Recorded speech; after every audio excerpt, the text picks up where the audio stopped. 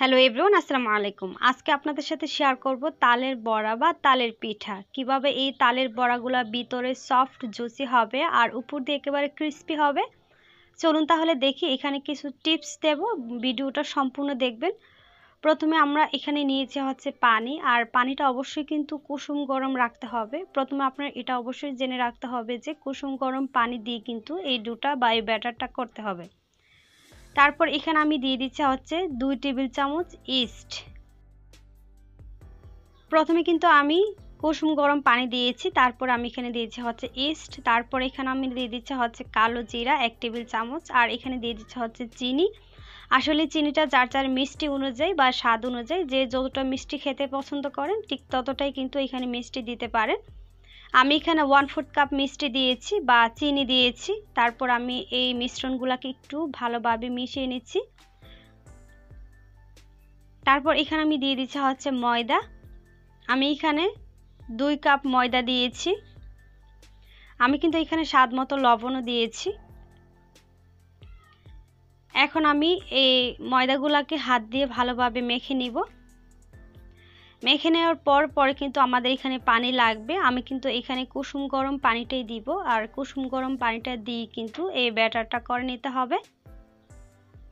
তারপর এখানে আমরা দিয়ে দিব হচ্ছে তালের রস। আমি কিন্তু এখানে 1 কাপের কম তালের রস নিয়েছি, যেহেতু আমি 2 কাপ দিয়েছি হচ্ছে ময়দা, আর এখানে আমি 1 কাপেরও কম দিয়েছি হচ্ছে তালের রস।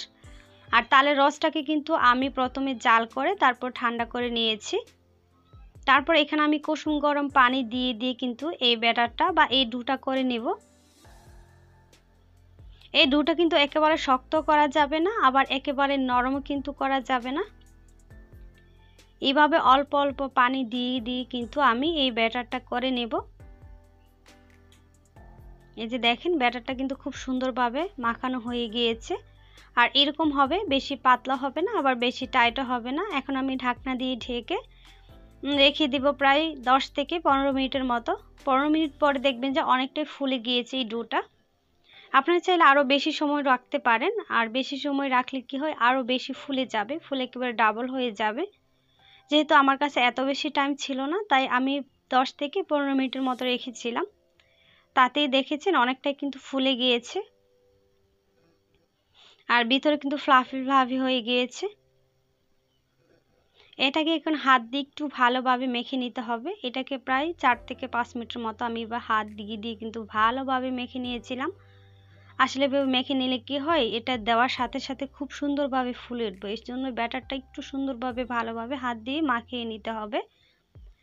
তারপর আমি চুলায় একটা প্যান বসিয়ে দিয়েছি, আর এখানে দিয়ে দিচ্ছি হচ্ছে পরিমাণ মতো তেল। আর তালের বড়া ভাজতে একটু তেল বেশি লাগে, অল্প তেলে তালের বড়া হয় না। অল্প তেলে যখন তালের বড়াগুলো ভাজতে যাবেন তখন দেখবেন যে নিচ দিয়ে লেগে যায়। তো এইভাবে একটু বেশি করে তেল দিয়ে কিন্তু আমি তালের বড়াগুলোকে দিয়ে দিচ্ছি। আর দেখতেই পাচ্ছেন যে তালের বড়াটা আমি কোন হাতের কোন ফাঁক দিয়ে দিচ্ছি, আর এভাবে হাতের ফাঁক দিয়ে দিলে খুব সুন্দর একটা হয়, আর সবই একরকম হবে। এই জন্য এইভাবে হাত দিয়ে বা এরকমভাবে একটু গোল গোল করে কিন্তু দিতে হয় এই বড়াগুলা বা এই পিঠাগুলা। এই যে আমার সবগুলো কিন্তু দেওয়া হয়ে গিয়েছে। এখন আমি একটু কিছুক্ষণ ভাজা হয়ে গেলে তখন আমরা উল্টে দিব। আর এই পর্যায়ে কিন্তু চুলার আঁচটা মিডিয়ামে রাখতে হবে, একেবারে হাই হিটে কিন্তু রাখা যাবে না। যদি হাই হিটে রাখতে যান তাহলে দেখবেন যে অল্প সময়ে উপর দিয়ে কালার হয়ে যাবে আর ভিতর দিয়ে হবেই না। 3 থেকে 4 মিনিট জাল করার পর দেখবেন যে নিচ দিয়ে খুব সুন্দর একটা কালার হয়েছে। এই যে দেখেন, আর এই পর্যায়ে কিন্তু একটু উল্টিয়ে দেবেন, তাহলে দেখবেন যে একটার সাথে একটা যে লেগে যাচ্ছে ওইটা কিন্তু খুলে আসবে। এই জন্য 3-4 মিনিট পরে কিন্তু আমি উল্টে দিচ্ছি। আর নরম থাকতে কিন্তু উল্টানো যাবে না, তাহলে দেখবেন যে এর শেপটা নষ্ট হয়ে যাবে। দেখেন আমার কিন্তু উল্টানো হয়ে গিয়েছে। এইভাবে আমি আরও 5 থেকে 7 মিনিটের মতো লো আছে আরও এগুলোকে ভেজে নেব।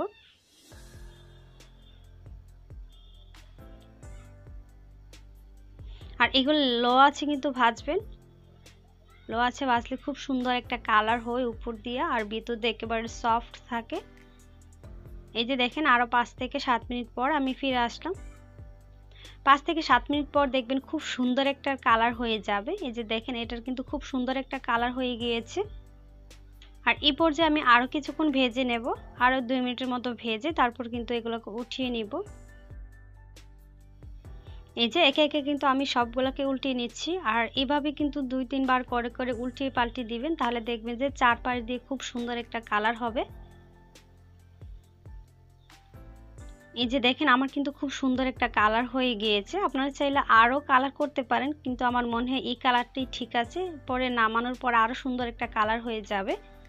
এই যে দেখেন এখন আমি সবগুলা গুলগুলা বা তালের পিঠাগুলা নামিয়ে নিচ্ছি। দেখেন মাশাআল্লাহ খুব সুন্দর একটা কালার হয়েছে, আর কতটা সুন্দর হয়েছে গোলা। আর একটা ভেঙে দেখাচ্ছি, দেখেন কতটা নরম, উপর দিয়ে কিন্তু অনেকটা ক্রিস্পি আর ভিতর দিয়ে কতটা নরম তুলতুলে হয়েছে। আর এই রেসিপিটা যদি আপনার বাসায় একবার করেন দেখবেন যে সেম টু সেম ফলো করে যদি আপনার বাসায় বানান কখনোই বিফলে যাবে না আপনার রেসিপি। অনেকেই বলে এগুলো নাকি বানানোর পরে একেবারে শক্ত হয়ে যায়, হয় না, নরম হয় না, ক্রিস্পি হয় না, উপর দিয়ে ক্রিস্পি হয় না এবং ভিতর দিয়ে নরম তুলতুলে হয় না, তাদের জন্য এই রেসিপিটা।